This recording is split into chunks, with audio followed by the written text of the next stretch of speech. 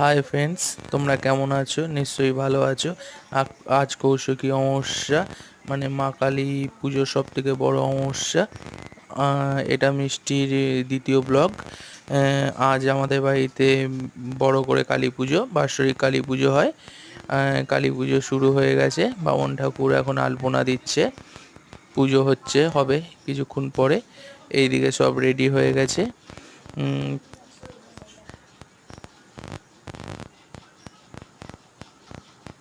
মাকে তোমরা দেখতেই পাচ্ছ।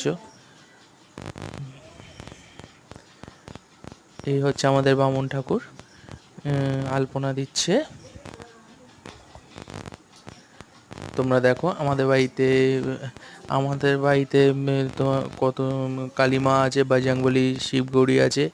আর পুজোটা কেমন লাগলো কমেন্টে তোমরা জানিও, শেয়ার করো।